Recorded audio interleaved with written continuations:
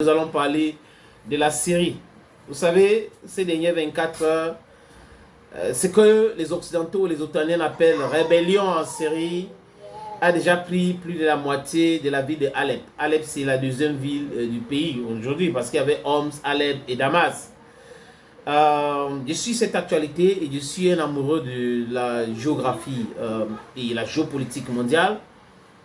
Et cette histoire, les amis, de l'attaque en Syrie était quelque chose de très, très cynique. Ça veut dire quoi? Les gars planifient. C'est-à-dire que toute la guerre avait déjà commencé depuis longtemps. Les gars voulaient utiliser la Syrie pour passer les oléoducs, contourner la Russie. Voilà l'idée. C'est ce que l'Europe voulait. Mais Poutine a vu ça venir. Et Bachar al-Assad n'était pas d'accord avec cela. Et donc, on a commencé à l'attaquer.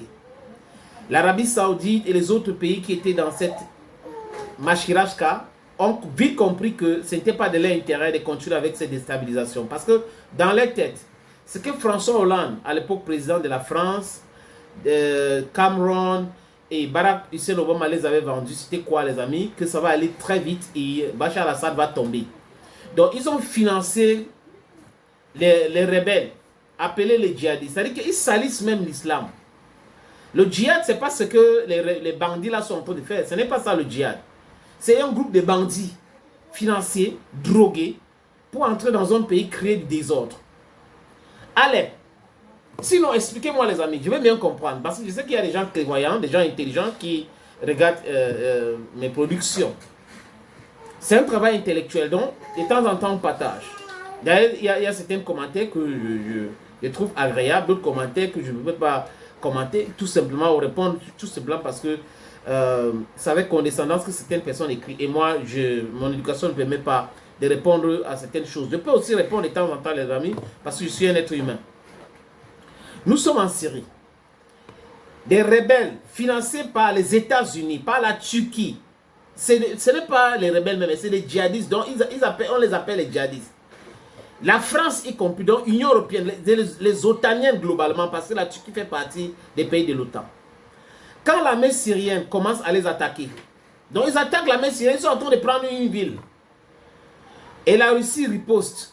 Qu'est-ce que la Turquie dit? La Turquie demande qu'on arrête de bombarder les djihadistes. Vous comprenez grand chose là-dedans? On doit se méfier. On doit se méfier de ce genre de partenaire qui est la Turquie. On doit vraiment se méfier. Parce que j'ai l'impression que la Turquie joue un double jeu.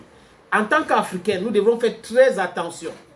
Au Niger, au Mali, au Burkina Faso, on doit faire très attention et limiter le partenariat que nous avons avec la Turquie. Même en Libye, we have to be very, very careful. Parce que l'attitude de la Libye en Syrie démontre que son agenda, c'est un agenda otanien. Je dis agenda otanien. Voilà la Russie seule qui soutient la Syrie. Et les pays de l'OTAN qui soutiennent les djihadistes.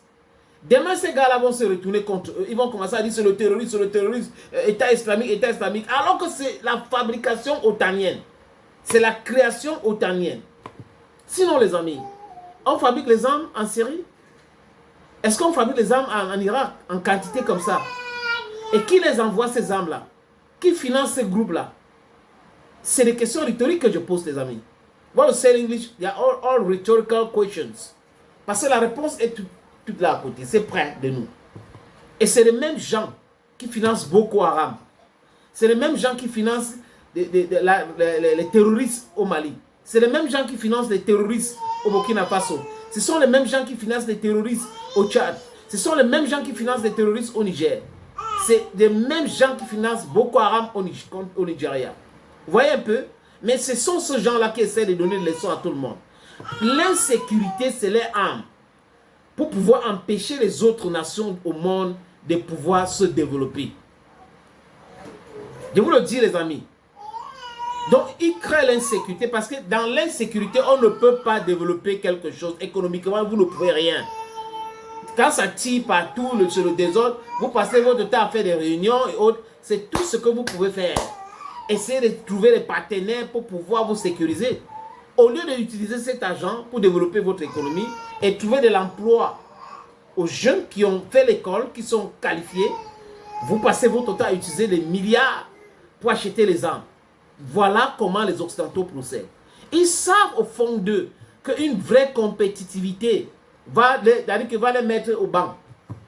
Oui, parce qu'en termes de démographie, le monde entier les dépasse en démographie. En termes de ressources naturelles, le monde entier les dépasse. Donc, ce qu'ils ont maintenant comme arme pour utiliser contre les nations du monde, les autres nations du monde, c'est l'insécurité, imposer l'insécurité et nous amener aux Nations Unies pour du Conseil de sécurité des Nations Unies.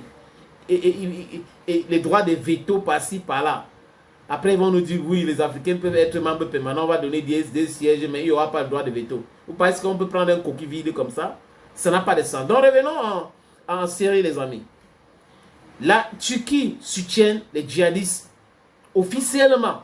Mais la Turquie, l'incohérence même de leur discours, c'est qu'ils sont contre PKK. Ils considèrent les PKK comme le groupe terroriste. Mais en Syrie, ils soutiennent les djihadistes jusqu'à ils appellent à ne pas bombarder les djihadistes. Mais eux, ils bombardent les PKK. Vous trouvez la cohérence là? Quand vous tenez des discours pareils, vous devez vous rendre compte que le monde entier vous regarde. Que le peuple du monde vous regarde. On observe ce que vous êtes en train de faire. Essayez d'être un tout petit peu cohérent. Un tout petit peu cohérent. Parce que c'est du non-sens total. Vous vous défendez, vous traitez d'autres qui sont dans votre territoire ou à côté de vous comme des terroristes. Parce que vous avez peur qu'on vous attaque. Mais les autres qui attaquent officiellement un pays, qui sont des soi-disant djihadistes, alors que c'est des brigands, c'est des groupes de bandits, c'est des mercenaires recrutés pour semer le désordre. Vous leur dites non, il ne faut pas les bombarder, il ne faut pas bombarder, il ne faut pas bombarder. Et le machin qu'on appelle mensonge 24 là, ils sont d'une ridicule à nul autre pareil. Je peux pas, c'est-à-dire que je ne comprends pas comment les gens n'ont pas la conscience professionnelle. L'éthique journalistique, ça les manque tellement.